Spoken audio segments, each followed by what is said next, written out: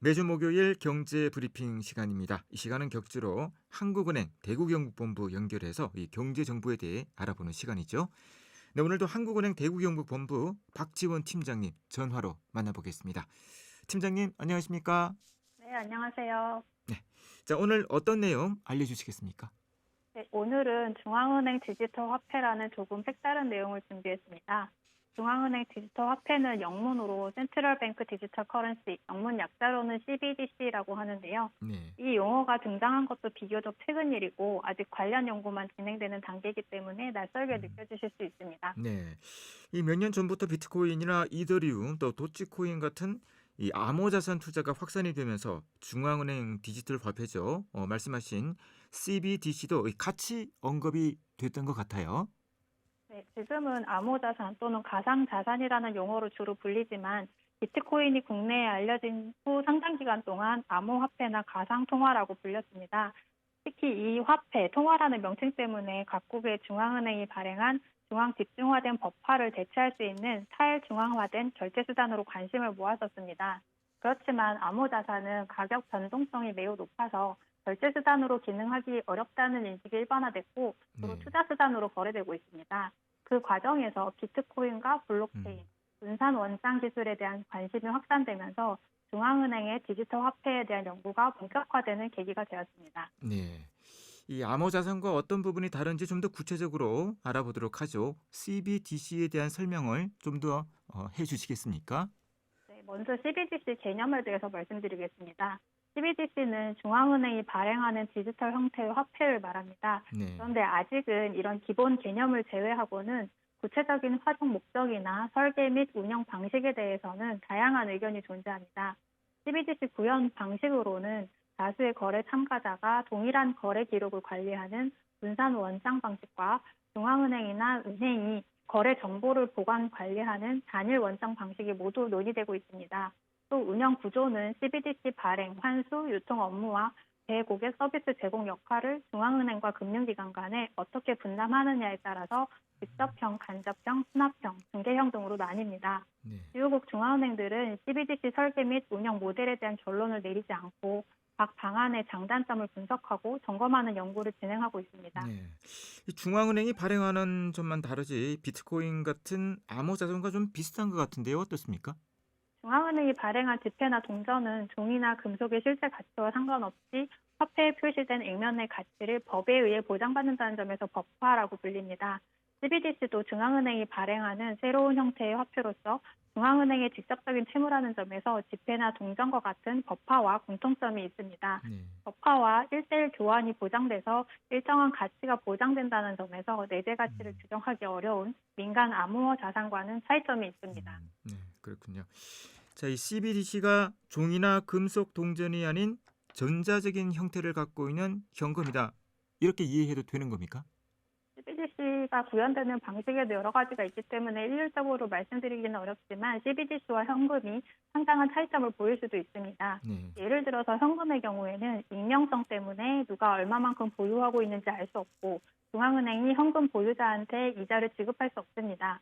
또 현금은 전산, 통신 기술이 개입될 여지가 없어서 현재 지변 등 유사시에 비상 대응 수단으로 역할이 가능하고 결제 처리를 위한 제3자의 개입이 필요 없이 당사자 간 직접 지급하는 동시에 결제가 완결된다는 특성이 있습니다. 하지만 CBDC는 전자적 형태를 갖고 있기 때문에 익명성을 제한할 수 있고 따라서 거래 기록이 남아서 그에 따라 CBDC 보유 잔액에 이자를 지급하거나 부과할 수도 있습니다. 네. 이것은 CBDC가 새로운 통화정책 수단으로 활용될 수도 있다는 것을 뜻합니다. 또 기술적으로 중앙은행이 CBDC의 보유 한도나 이용 가능 시간을 설정할 수도 있습니다. 네. 그런데 익명성이 보장이 되지 않는다면요. 현금을 대체할 만한 매력은 크게 떨어지는 것 같은데. 자, CBDC에 대한 연구가 왜 이루어지고 있는 거죠? 가장 큰 이유는 디지털 기반의 공공화폐 인프라 구축에 대한 사회적인 요구가 증대되고 있다는 점입니다. 네. 경제와 금융의 디지털 전환이 가속화되면서 빅테크의 선불 지급 수단, 스테이블 코인 등 다양한 민간 지급 수단이 등장하고 있는데 금융 안정과 소비자 보호 측면에서는 부작용이 발생할 가능성이 높아지고 있습니다. 또한 빅테크의 시장 지배력이 강화되고 개인정보 집중 심화에 대한 우려가 높아지면서 이에 대한 대응의 일환으로 개방적인 공공화폐 디지털 인프라를 공급할 필요성이 대두되었습니다. 다른 한편으로는 지폐와 동전의 사용 감소가 지속되면서 장기적으로 현금이 보편적인 지급수단으로서 지위를 상실할 가능성이 있다는 우려도 있습니다.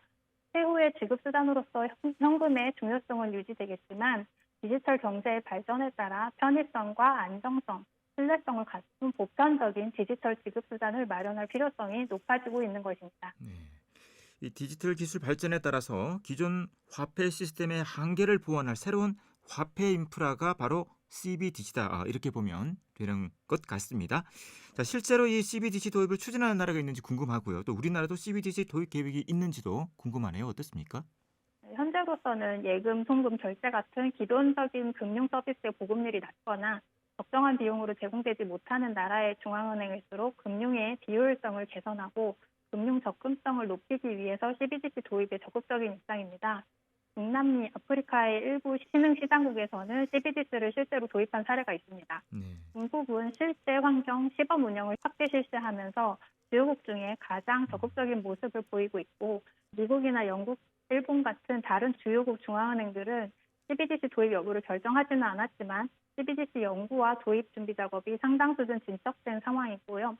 이에 당사자에 대한 공개 의견 수렴을 하는 등 도입 준비를 더욱 본격화하고 있습니다. 예. 우리나라의 경우에는 아직 CBDC 발행 필요성이 크지 않다고 판단되지만 지급결제 환경에 대비해서 한국은행은 CBDC 관련해서 법적, 기술적, 제도적 주요 이슈에 대해서 검토를 하면서 가상환경 모의 테스트 등 기술 개발도 병행하며 대반 준비 작업을 진행하고 있습니다. 네.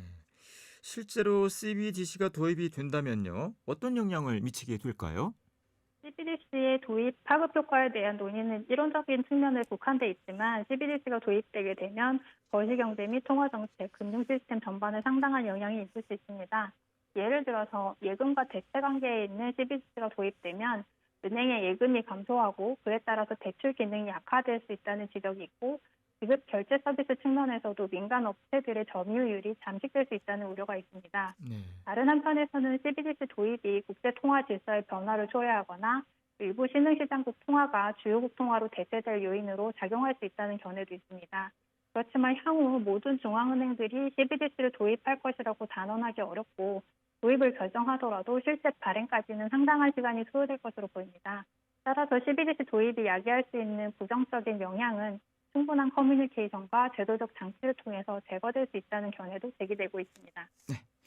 오늘 경제 브리핑 이 중앙은행 디지털 화폐 CBDC에 대한 설명 잘 들었습니다. 네, 수고하셨습니다. 고맙습니다. 감사합니다. 네, 한국은행 대구경북본부 박지원 기획금융팀장이었습니다.